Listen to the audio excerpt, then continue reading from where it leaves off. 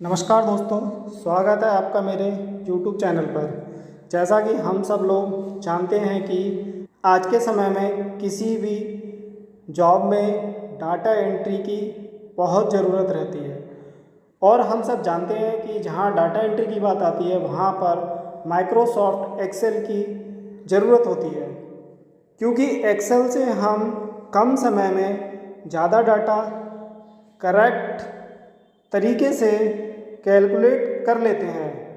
जैसा कि आप जानते हो, आज हमारी पहली क्लास है, इसीलिए मैं आज आपको एक्सेल के संबंध में महत्वपूर्ण जानकारी दूंगा। सबसे पहले हम एक ब्लैंक वर्कबुक लेते हैं, फिर उसमें हम एक सीट को ओपन करते हैं। आपको बता दूं कि सबसे ऊपर के भाग में जहां सेव, अंडू और प्रिंट प्रीव्यू का ऑप्शन आ रहा है, उसको हम बोलते हैं क्विक एक्सेस बार।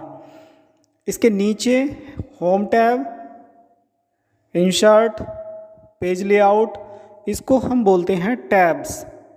इन टैब के अंदर कई सारे ऑप्शंस होते हैं, जैसे क्लिपबोर्ड है तो क्लिपबोर्ड में कॉपी का ऑप्शन, पेस्ट का ऑप्शन, कट का ऑप्शन, फॉर्मेट प्रिंटर, ये सारे ऑप्शन रहते हैं। इन जो ऑप्शंस हैं इनको मिलाकर एक रिबन तैयार किया जाता है, जिसको हम बोलते हैं ग्रुप ऑफ रिबन। इसके नीचे यहाँ पर आपको नेम बार दे रखा है, इसको हम बोलते हैं फॉर्मूला बार, जिसमें अभी ये नाम शो हो रहा है, इसको हम बोलते हैं फॉर्मूला बार। खड़ी हुई लाइंस को हम बोलते हैं कॉलम, और जो हमारी पड़ी हुई लाइंस हैं इनको हम बोलते हैं रो। एक कॉलम और एक रो जहाँ पर एक दूसरे को कट करता है उसको हम बोलते हैं सेल। हमारा जो काम है वो बेसिकली सेल में होता है। हम जिस सेल में काम कर रहे होते हैं उस सेल का नाम यहाँ नेम बॉक्स में आएगा, और जो काम कर रहे होते हैं वो डाटा फॉर्मूला बार में जाता है। जैसा कि मैं अब यहाँ पे आपको एक नाम लिख के दिखाऊंगा। ये नाम हो गया सेल में, ये इसका नेम बॉक्स में सेल का नाम पहुँच गया, और जो हमने काम किया वो फॉर्मूला बार में पहुँच जाता है। फॉर्मूला बार में हम बेसिकली फॉर्मूले लगाते हैं और जो डाटा हम लिखते हैं वो फॉर्मूला बार में शो होता है।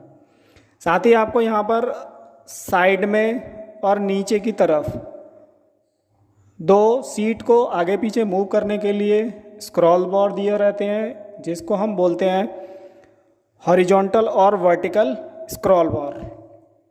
साथ ही आप सीट को जूम इन और जूम आउट भी कर सकते हैं। अगर आपको सीट बड़ी करनी है तो आप जूम इन कर लीजिए, सीट छोटी करनी है तो आपको जूम आउट। साथ ही सीट को देखने के लिए आपको यहाँ पर अलग अलग ऑप्शन दे रखे होते हैं। अगर हमें नॉर्मल व्यू करना है तो नॉर्मल व्यू पे आ जाएंगे। अगर हमें पेज लेआउट का करना है तो आपको यहाँ पेज लेआउट दिख जाएगा, सीट का format as a page layout.